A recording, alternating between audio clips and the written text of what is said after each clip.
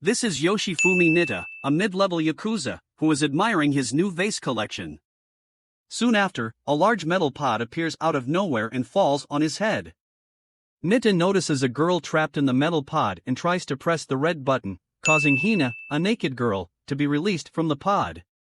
Hina requests clothes from Nita, but he refuses to be commanded by a child.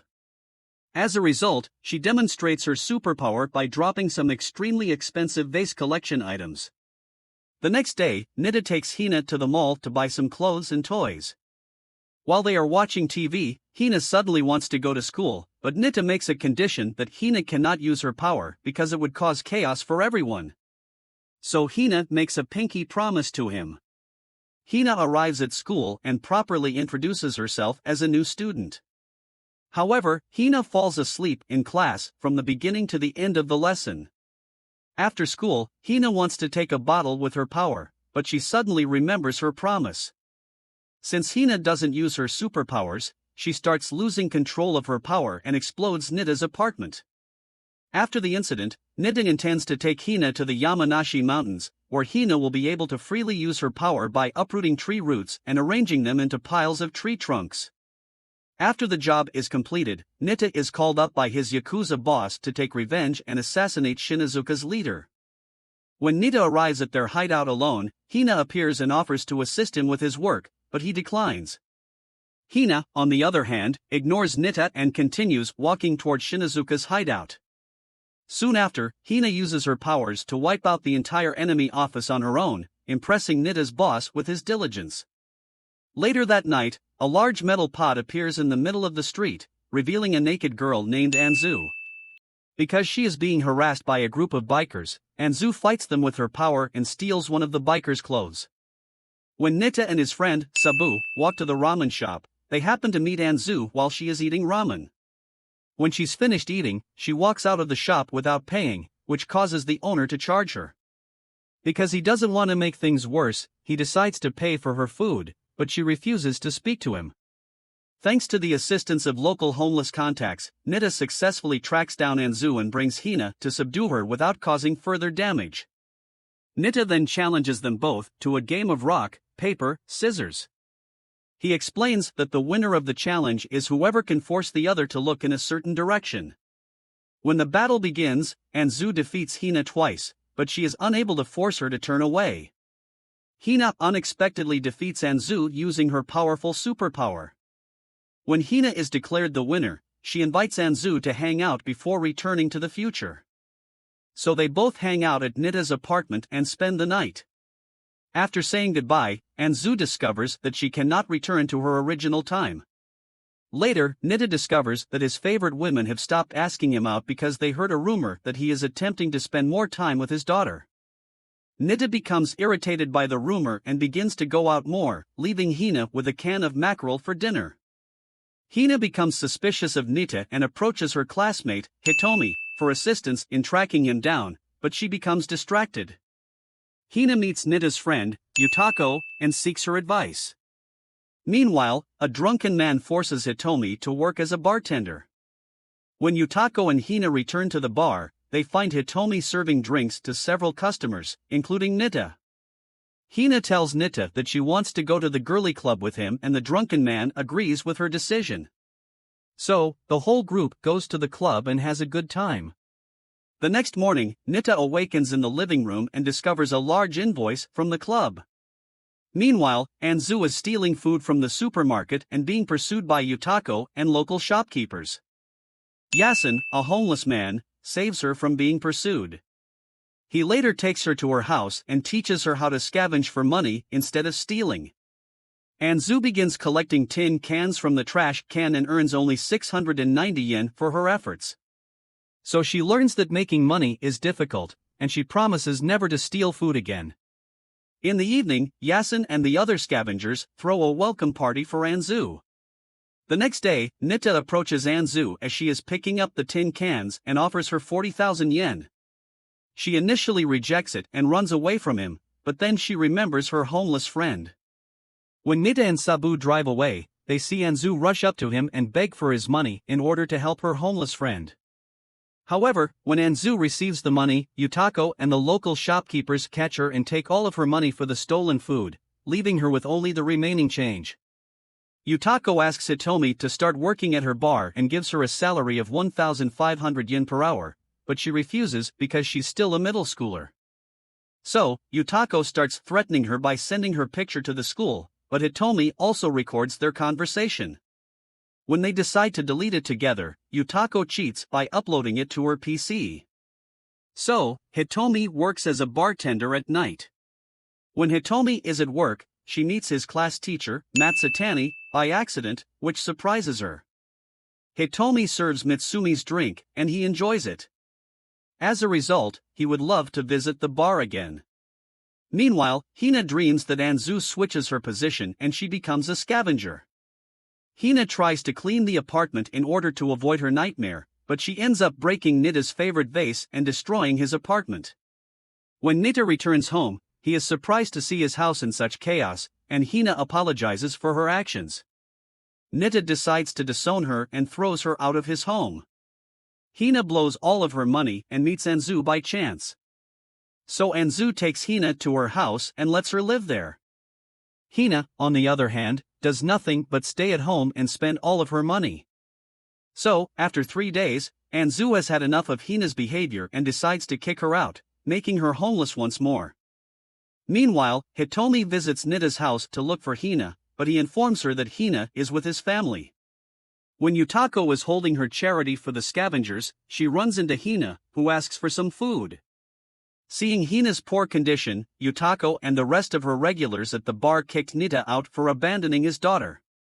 When Hina is alone on the street, a local indie rock band inspires her to raise some money. So she uses her powers for street magic, which attracts the attention of the band and leads to her acceptance as a member. As a result, they combine their talents and become huge successes for both of them. Hina, on the other hand, decides to take her earnings and leave the group to buy Nita a new vase as a peace offering.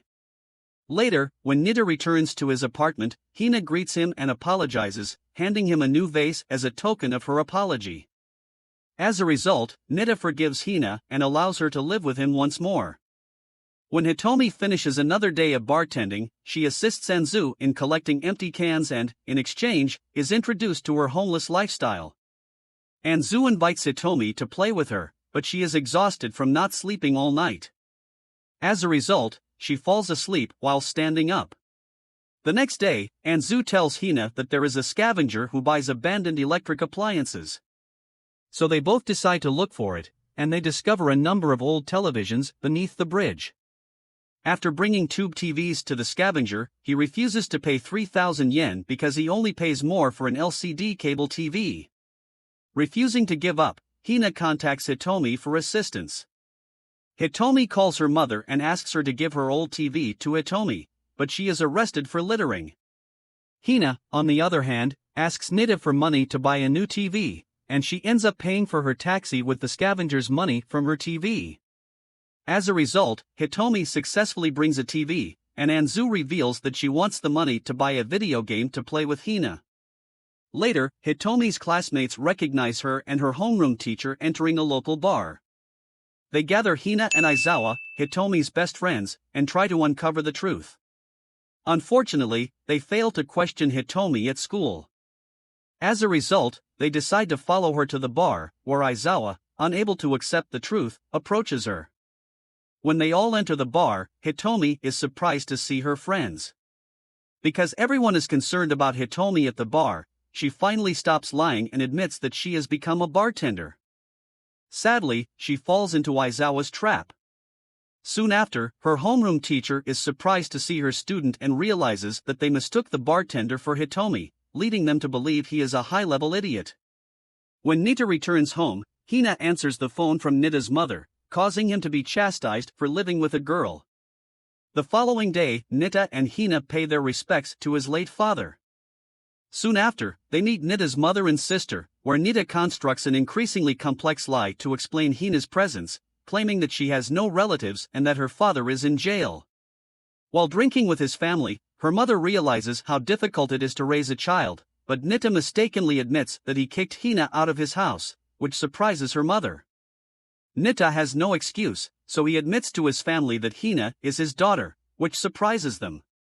So, in front of a photograph of his late father, Nita promises to look after Hina. Meanwhile, Anzu learns that the homeless camp is about to be demolished by the local government, which means that they will no longer be able to live in the park. Anzu tries to fight back in order to protect their home, but none of them want to fight because they are afraid of being caught. The next day, Yasen and the homeless people bid Anzu farewell and tearfully abandon her with Yutako, who then abandons her with the Hayashi family, owners of the Rariken, a Chinese restaurant. When they are having dinner together, Anzu cries because she worries about her homeless friend. When Anzu wakes up and comes out of her room, she sees her parents getting ready to open their restaurant, and she wants to help them. Mr. Hayashi gives her a chance to work because he knows her old friends and their lessons live inside of her, which is a good thing. Anzu is moved and joyfully weeps upon hearing this. So Anzu puts on her work uniform and adjusts to the culture shock of her new home and job at the restaurant while continuing to fall back on her habits from the homeless camp. Later, Hina is chastised by her teacher for sleeping in class, prompting Hitomi to draw a picture of the devil with her pencil. Because school is boring for Hina, Nita advises her to make it more enjoyable. So Hina decides to run for student council president with the full intent of being allowed to sleep and eat more at school. A week later, Hina delivers a speech in front of the school assembly that is far superior to her draft. Unfortunately, because she is a first-year student, she is chosen to be the secretary instead. Hina never shows up for a single meeting, so Hitomi is asked to take Hina's place as secretary of the council. Nita tries to invite Yutako out, but she refuses to leave her bar.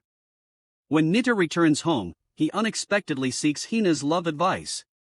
So the next day, Hina asks Hitomi how she can get a mother, which causes Hitomi to misinterpret her pity condition.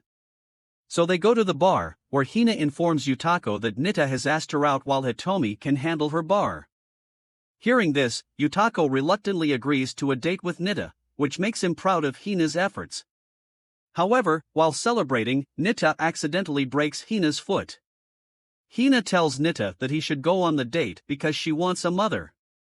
So he meets Yutako and goes on a dinner date with her, but she eventually rejects him because he is too obsessed with Hina. As a result, Nita uses a puppet to entertain Hina.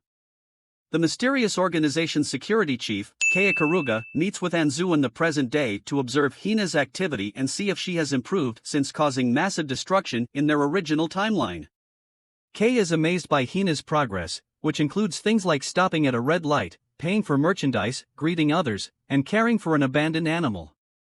As a result, Kei is disappointed to learn that Hina must be returned to her own time after doing so. When Hina throws away trash using her superpower, Mami Shinju, Hina's classmate, accidentally sees it and decides to learn the secrets of using psychic powers herself. Mami asks Hitomi if she knows anything about Hina's secret, but all she knows is that she can only sleep. As a result, Mami decides to confront her power directly, and Hina requests that she keep it a secret.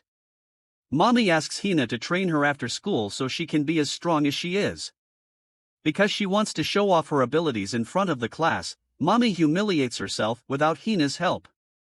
Finally, Kei speaks directly to Hina, telling her that they will return to their original time in 3 days. When Hina returns home, she informs him that she has been ordered to return to her true home. Because they don't have much time, Nita treats her to her favorite Ikura and bids her farewell for the last time before returning to her original time. When Hina and Kei decide to return home, Hina discovers that she is unable to do so because Nita threw away her original podball. So Hina rushes back to Nita's apartment, hoping that he misses her. Unfortunately, Hina finds Nita celebrating his newfound freedom. After Kei summons someone from her organization to bring an extra transport pod to pick up Hina, Mao crashes on a deserted island and loses both her podball and her spare on the shore. After 10 days of searching for the podball with no success, Mao tries to survive on the island and entertain herself by creating a puppet version of Hina and Anzu to talk. A month later, Mao feels alone and stupid talking to a coconut puppet, so she throws them away into the ocean. So, the next day, Mao builds a raft from scratch and sails away from the deserted island. Meanwhile, Nita attempts to arrange for his boss to become the next head of the family. Hina suggests to Nita's leader, Oyabun, that Nita be the new leader, but Nita reverts to Kiyoshi as their candidate and warns him not to ruin the family for Hina's happiness. However, Sabu has already texted Kiyoshi about Hina's suggestion, which enrages Kiyoshi and makes him believe Nita is a traitor. Soon after, Nita awakens to find himself buried in cement. Oyabun appears out of nowhere and corrects the misunderstanding, making Kiyoshi feel bad and deciding to appoint Nita as a lieutenant while he is still buried in cement. Later, Hina asks Hitomi and Yutako how she should celebrate Nita's promotion, and they suggest throwing him a promotion party. As a result, Hina seeks advice from her acquaintances on such things as a photo frame, a bottle of liquor, a bouquet of flowers, baking a cake, and a plate of ikura. When Nita returns home, he discovers that his promotion party has turned into his funeral. When Hitomi returns home, her mother is already waiting for her and asks why she is always late. Hitomi decides to tell the truth about her job as a bartender, but she is not believed. Hitomi tells Yutako and Nita that she wants to leave her house. Because Yutako does not want Hitomi to quit as her bartender, she encourages her to flee and start living on her own, as Yutako did. So Nita offers her a 150,000 yen apartment, which Hitomi declines because it is too expensive. Unfortunately, Yutako makes her sign the rental agreement. Because Hitomi is now living on her own, she needs to make more money, which requires her to take on more jobs and work harder than before. As a result, she is unable to concentrate in class and falls asleep. When Hitomi arrives at her apartment from work, she collapses in the doorway. As soon as she wakes up the next morning, she bursts into tears for no apparent reason.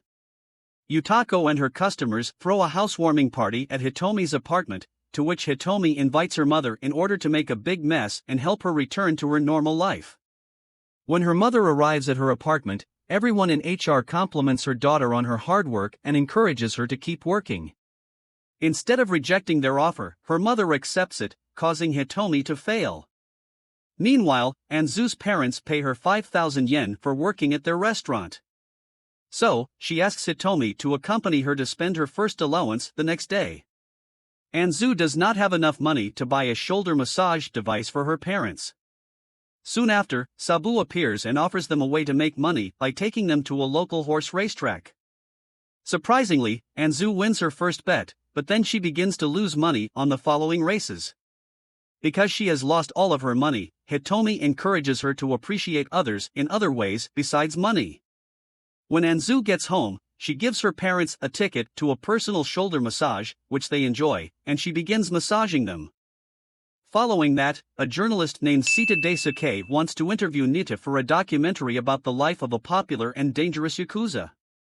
Nita initially declines Sita's offer to be interviewed, but when he compliments him on being the top yakuza, he accepts. The next morning, they begin interviewing in Nita's car, where he is being nice to her daughter and spending time with her. As a result, Sita begins to notice that Nita is far nicer than he expected, leading him to believe that Nita is hiding his true nature from him. So, Sita decides to edit and create a fake video to make Nita appear eviler. Following that, Nita and Hina watch the documentary results together, and he notices that they edit Nita to become a Yakuza generation monster who only cares about money. When Nita arrives at the office, he is embarrassed in front of his boss. Later, while Hina is taking ski lessons with her class, Anzu stays with Nita because she wants her parents to spend time together in the hot spring. When Anzu and Nita begin living together, he realizes that Anzu has a better attitude than Hina. As a result, he is envious of the Hayashi family, and he intends to restore Anzu's true nature. When Nita brings her to the amusement park, Anzu's kindness becomes too much for Nita, and he begins to see Anzu as the ideal daughter. So, they begin riding the amusement ride together and spend their time together happily. Anzu decides to return home after her parents finish their trip, but shortly after she leaves, Nita receives a call from school saying that Hina has gone missing in the mountains during the skiing trip. Hina, Hitomi, and 2 other classmates are lost in the mountains and must survive without food. When they finish building an igloo, Hina tries to reveal her secret that she has a superpower, but her friends think she is crazy. Hitomi suddenly slaps her face because she believes she is hallucinating. So, Hina flees and tries to show them that she can use her powers to help them, but she runs out of energy due to starvation. The next morning, Hitomi takes Hina to a Japanese restaurant, where her two classmates pretend to serve Ikura sushi to Hina. They trick Hina into thinking it's real sushi, but she enjoys it. When a rescue team is looking for them, they come across a massive Ikura sushi sculpture made of snow, which surprises them. When Hina awakens in the hospital, she sees Nita waiting for her, which makes him concerned about her. 3 years later, Atsushi, a Japanese street rocker, travels to China to finish his Rakugan band. When he sees Mao practicing martial arts, he believes she has the same ability as Hina and can replace her. So, Atsushi approaches her at the tea house and invites her to join him in Japan, but she declines. When he accidentally mentions Hina's name, she is taken aback and accepts his offer to accompany her. Soon after, the martial arts member runs into them and refuses to let Mao go to Japan. As a result, they try to escape and fight them one by one. Following that, the master makes a peaceful offer: if she can pass his dangerous trial, he will let her go. Mao encounters the trial without hesitation and ends it with a single move. Finally, the master permits her to travel to Japan with Atsushi, and Mao is excited to see her friends. That's a wrap. Thank you for watching.